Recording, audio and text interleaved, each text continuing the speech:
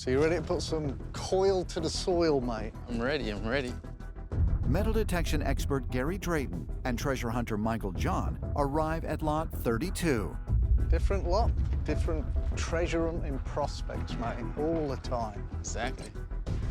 They are eager to search for new and hopefully valuable clues and artifacts. Well, I expect there's going to be some signs of wharf activity in this area. Exactly, yeah. This could be a golden opportunity for us. That's right. What have we got here? Just 1 week ago, Look at the size of that. working with Marty Lagina, Gary uncovered a large spike that may date back 3 centuries or more, and which blacksmithing expert Carmen Lake believes was used to anchor ships to large boulders on the beach. It would be anchored into rock and then pull a ship ashore, you could pull a ship offshore. Oh. Yes. And it was also on Lot 32 that 1 year ago, the team found not only a large wharf spike, but also a lead cargo bag seal. With there being a wharf here and the artifacts we've already recovered, mate, I want to know what they were unloading here. And what connection this area has to the money pit. I got a good feeling about this lot, especially having so many flags to go for. All right, mate, you ready to get stuck in? I'm ready. Let's go for it. We made some significant discoveries on Lot 32, close proximity to the ocean. One could suggest or speculate that people were in that area carrying a load on and onto a wharf. If we find that they're headed in a certain direction, we can draw that line. So every little clue is important. All right, mate, another good two-way repeatable signal.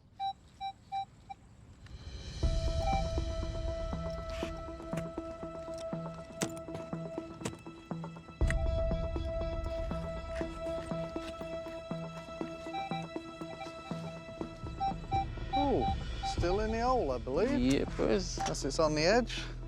Come on, baby, be in there. Oh, look how deep that is, mate. Yeah. Yep. Like I was telling you, Michael, Yeah. the deeper it is, the older it normally is.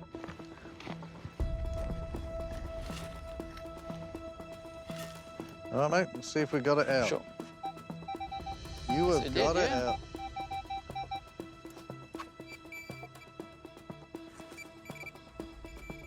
There we go. I always get excited when you see this edge. You see that nice round edge there, mate? Oh, yep. Is it a coin or is it a button? It'll be a coin. It's a coin, mate! It's a coin! Yes. Look at that! Oh my gosh. On Lot 32, just west of the swamp, metal detection expert Gary Drayton and treasure hunter Michael John have just made a potentially valuable discovery. Now, I don't know how old, mate, and it is always tempting just to rub it, but we can't, just in case we damage it. Exactly, yeah. Get this to Kelly in the archaeology trailer, mate. He'll do his business on this. But why I'm excited about this coin, mate, it looks like an old British copper. And it wasn't that long ago when it was Rick, Marty, Dave, and we were on that ridge on the other side of the swamp. We pulled 2 coins up. British coppers from the 1600s, mate. That's Charles II. Come on. Yeah, that's Charles. And I can see a Carolus. 4 years ago, on Lot 16, in the same area where the team has found evidence of cargo being transported between the swamp and the money pit, That's way too early for people to be here. Gary, along with Rick, Marty, and Dave Blankenship, discovered 2 17th century British coins. It means something. That is fantastic. This has been taking a dirt nap for a very long time. Although the team has found evidence dating as far back as the 14th century of both French and Portuguese activity on Oak Island, could this coin offer possible evidence that a British operation to hide valuables here took place sometime later, perhaps in the 17th century? Can't believe how thin the coin is, you know? Which is great for us. The thinner it is, the more chance that it's an older coin. Dang, mate, this is brilliant. Oh, fantastic. You can't beat it. No. This is the reason why Michael, John, and I came back to Lot 32, the chance of holding a beautiful old coin like this in our hands. This has got 1700s written all over it, and I'm fairly certain when this coin is cleaned up, there is going to be a king on it. Oh, beautiful. You can't beat it. So if you want to try to track through there, and Gary can have a go at metal detecting. Rick Lagina, along with members of the team, search for more clues near the Stone Road or possible ship's wharf in the southeastern corner of the triangle-shaped swamp. It is kind of amazing how the stone road seems to extend, let's say, out into a stone dock, perhaps, into the water. 2 weeks ago, Terry DeVoe, who serves as the president of the New England Antiquities Research Association, made an astonishing assessment of the feature. This is a type of road that was built in Europe in the 1500s. Wow. Last week, following Terry's presentation, the team found not only pieces of wooden cargo barrels in this area, but also what could be part of a large sailing galleon. We are engaged in a process in the southeast corner of the swamp. So the way this is going to happen is Billy's going to come in with the excavator. Basically, we're unzippering the land. We're going to peel it back, open it up. Gary will come in and metal detect, hopefully find some items.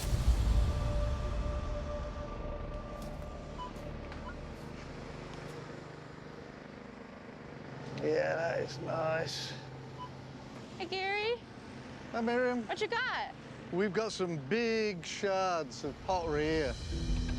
And they're all in this area, so I didn't want to disturb them too Perfect. much. There's a piece there.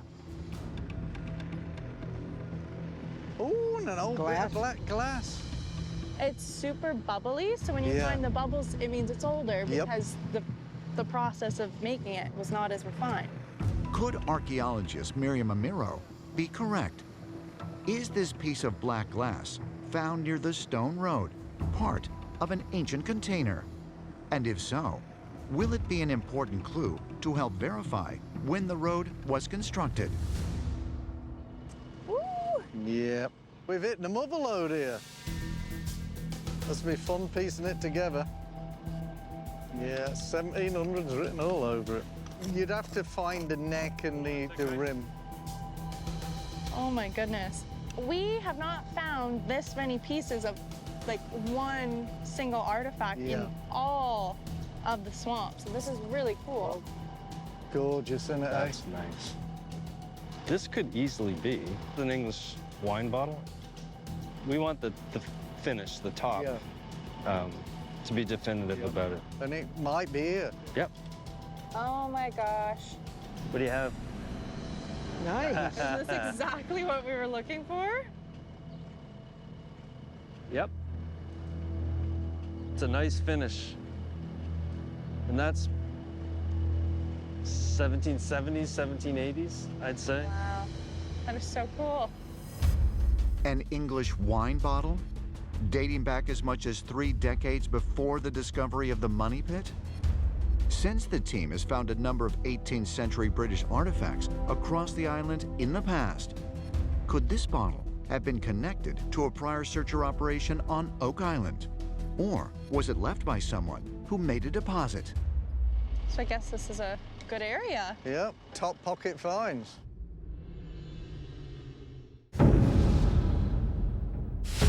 On Lot 5, located on the western side of the island, This test pit area has been a conundrum to us.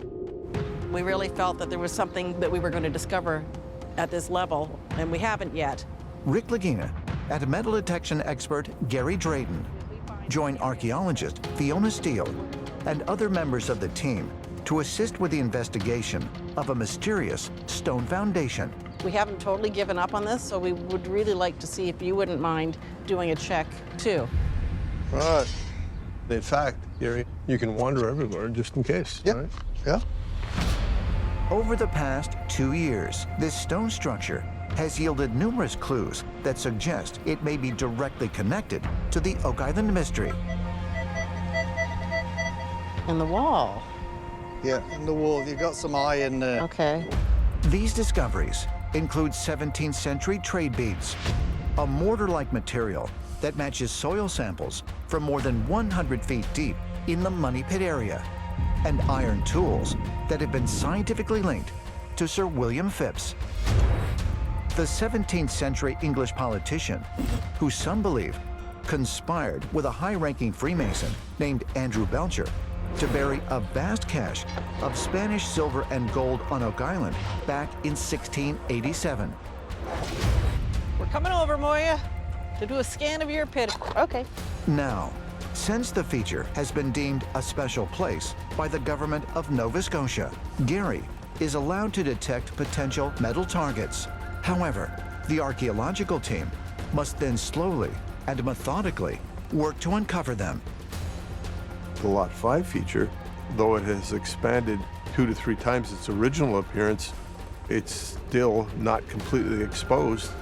And to do it properly, you have to have a lot of patience. And that's fine. That's the process. Yeah, I'm getting iron.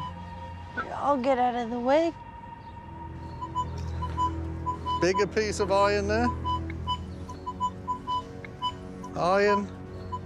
There's iron all over in this one. Iron. Cool, blimey.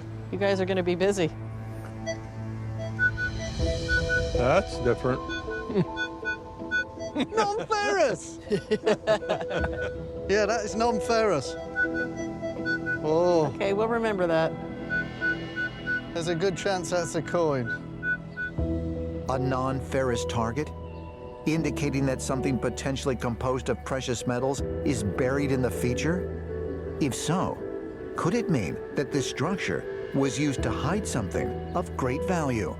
I'm telling you now, there's only 3 metals that really make that sound. It's going to be copper, lead, or gold. You've got some great things waiting for you there. Well, we'll keep excavating, and maybe when we get further into it and have this pit almost complete, we can call you back for that again. We'll find it, we'll call you. You have to come down and do your gold dance. Okay, I will do that. Can't wait to see what you dig up. Yep, let's hope for the gold. Later that afternoon, I like to just kind of push it around. back on Lot 5, located on the western side of the island, Craig Tester and Laird Niven have joined Jack Begley and other members of the team as they continue investigating the rounded foundation and nearby test pit where Gary Drayton identified a non-ferrous target just 1 day ago. Oh, I think I found it. The metalhead? Yeah. Oh, yeah. Looking like a button. Pretty big eye on there. Yeah, it sure does. Does it have designs on it? Definitely. It's odd. It's got like a rim. Yeah. That is a weird looking button. Oh, geez, Laird, I bet you there's something on the face of that. You definitely see some sort of design there. Almost floral. From first glance, with that green, it's copper alloy. Have you ever seen a button that looked like that? Honestly, no, I haven't. Wow. An ornate copper button? Could it be another important clue that might help determine who created this feature, as well as the brick structure in the swamp, and perhaps even the money pit? But the beauty of having the CT and even the XRF, if that's a design, Emma can bring it out. It's certainly corroded enough to be fairly old. Well, good find, that's for sure. With it being so unique, I'm hoping there's a real deep story in just who might have made it and how it made its way to the island. Yeah, for sure. Fingers crossed. Well, we will get back after it. All right. The following morning, I can't even imagine how many times we've come into the lab here to talk about an artifact from Lot 5. And that little button is quite unique. Rick Lagina, Craig Tester, and other members of the team join Laird Niven and archaeometallurgist Emma Culligan in the Oak Island lab. Laird, you certainly have to speak to it. They are eager to hear Emma's scientific analysis of the mysterious button that was unearthed just one day ago near the rounded stone foundation on Lot 5. So when I uncovered the button, I thought it was just a plain button back until Emma showed me something quite different and I think quite unique. All right, come on, let's see. X-ray fluorescence mapping uses highly concentrated X-ray radiation to assign colors to the individual elements on the surface of artifacts. The process creates a two-dimensional image that further highlights an object's finer details, but can also help to determine when it may have been created. Oh my gosh. That is one fancy button. What is that design? Can you tell? Is that a flower? It's a flower, and there's an intricate flower inside, so you see these little different petals. Oh, wow. It's got an Englishy feel to it. It looks like it could be an English button. Yeah. You see the little petals and how they're formed there. That's a really pretty button. Yeah, it sure is. So what are the speculative dates? Safe bet would be 1700s and then possibly earlier. I think there's a good chance this button could go into the late 1600s by the look of it. Yeah. It's relatively small, so we say it's not from a coat. What do you think, Gary? Where I think it's too big to be a cuff button. I think it's a jacket button, fancy jacket button as well. To me, it looks like the design on the outer ring. That's what I was noticing as well, yeah. It's really worn, isn't it? It's super ornate. Yeah. If this button dates to the 1600s, that fits really well with Sir William Phipps. In 1687, King James II of England ordered Sir William Phipps to conduct 2 salvage operations of the sunken Spanish treasure galleon known as the Concepcion near the modern-day Dominican Republic. However, Phipps and his assistant, Captain Andrew Belcher, delivered less than half of the silver and gold treasure that was recorded on the ship's manifest. No, we know that Phipps found silver on the Concepcion, and I believe some of the treasure from the Concepcion was secreted to Oak Island. According to the theory of 32nd degree Freemason Scott Clark, Phipps and Belcher, who was also a high-ranking Freemason, hid much of their actual recovered valuables on Oak Island. I think there's something about this button that might tell us if it's William Phipps. Yep. Could Jack be correct that this button might prove to be another clue that supports this theory? Just like the iron tools found in the round feature that have been scientifically linked to William Phipps. Laird and the team have spoke often of how you believe that the feature might be considerably older than we first thought. This may be one of those points to support that. Yeah. Well, I mean, I'm really excited. What we have so far sure is amazing, so. Love the flower design. Yeah, it's a blooming lovely find. Just got to button this one up.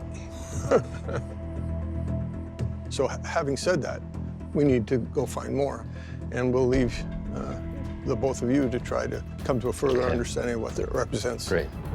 Great work. Thank you. Thanks, Thank Emma. you. Thanks, Laird.